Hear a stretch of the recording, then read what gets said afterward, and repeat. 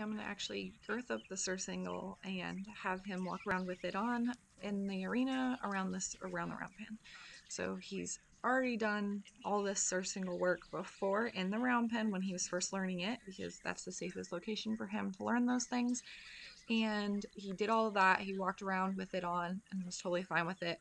And then it's been probably a year, maybe a little bit longer since he's been girthed up. I did redo some of the, remind him of the girthing up. So like I filmed it, but it was just very repetitive, where I just did the same exact thing I did in my previous videos when I was training it for him to him. Is I put him in the round pen and put the girth on and did the whole desensitizing, tightened it up, did it again. I just did it more recent since it had been such a long amount of time. So we did do that in the round pen recently, but I'm just not going to show that video because it's identical to when I was first training him. So now I'm just going to do the same thing that I've been doing, the same process, like putting it on, making sure he's cool with it, and then I'm going to actually tighten it up and have him walk. So the previous video you saw me actually doing a lot more desensitizing and just kind of showing him, hey, we're doing the same thing. I'm going to tighten the girth up, but it's just going to be in a different location. So I'm going to remind him a little bit of that here and then actually have it tightened, and then we'll do a few walk steps. So I'm just reinforcing here for just having it on him, moving it around a little bit. He's nice and relaxed. I like that hind leg. I like the neck, the ears, like one's on me, one's off. He's pretty relaxed with the whole situation here. He's kind of bringing his head to me, like more in anticipation of getting a treat there. Totally fine with that. That looks great. I'm really happy with all of that. I'm just gonna mess with the girth here. Like I want it to tighten and then loosen and do that a few times. So he's kind of gets the idea like, okay, like it's tight, but I can undo it. It's not, I don't like just doing it and it's on, and I don't undo it. So I kind of mess with the buckles there, and it's hard to see because I'm in the way, unfortunately, but I do undo it and then tighten it back up. So and then just reward him for me messing with the girth. And I do want it tight, like I'm just kind of putting a couple fingers in there. I want it tight so it's not coming off or slipping around, but not too tight, like ridiculously tight. So I just really wanted one step there and then rewarding. And again, body language, perfect. Like stayed nice and relaxed, like nothing changed body language wise. He didn't get tight, no tension. He just went from that nice relaxed standing still to nice relaxed walking forward. So couldn't really ask for much more than that.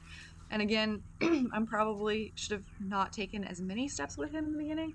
Just do one step, do one step, do one step, then do 2 steps, a couple times, 3 steps.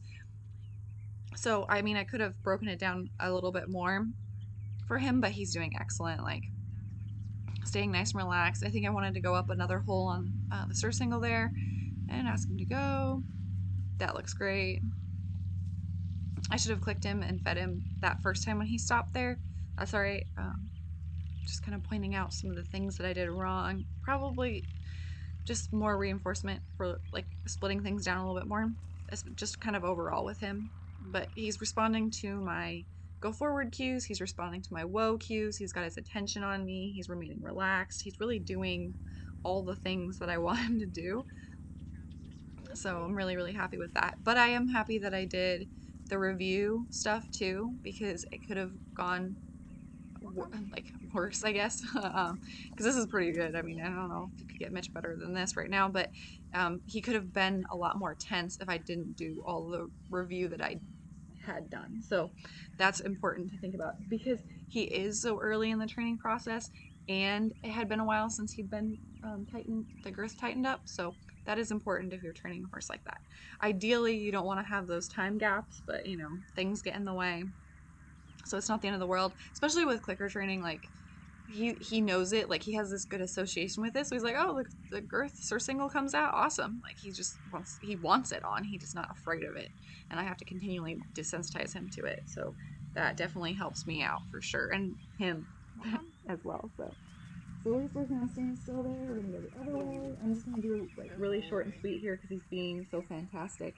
I just want to make sure he can walk in both directions and stay nice and relaxed and stand at a halt. And he looks great. Like, I really don't have any complaints here. So, ask him to walk on, ask him to whoa, I'm clicking, and then I'm walking a couple steps forward so that he's whoaing and staying there and I can walk forward and he stays. So that's really, really important that he continues to do those commands and like the behaviors that he normally does with the Surcingle on. So if those behaviors break down, I got to pay attention to that and be like, oh, he's walking off or he's not stopping and he's got some tension in there, and that could definitely be caused by the Surcingle. So we got to watch those other behaviors if they're breaking down as well, that he's got some tension in here from this. So um, but I'm just clicking and feeding him here for standing still, talking up a little bit, but he responded nicely to my backup cue. That's important too, is having some backup steps. Because again, the girth's gonna feel different when he's backing up. But he stepped off, but his overall body language, like look how relaxed he looks. Like ears moving, like he's kind of just looking around, but he's nice and relaxed. His head's level, nothing crazy. So I just was like, okay, he's anticipating going forward since we've been working on it. So again, we want to pay attention to those things, but take in the whole picture while we're working with the horse. So that was fantastic. Really, from here, I want to work on just doing this again and then building up to where we can trot and we can change directions, we can canter, we can go over little jumps, and then I would whip out the English saddle and do the same exact thing. I like to break everything down into little steps, but he was fantastic with this one.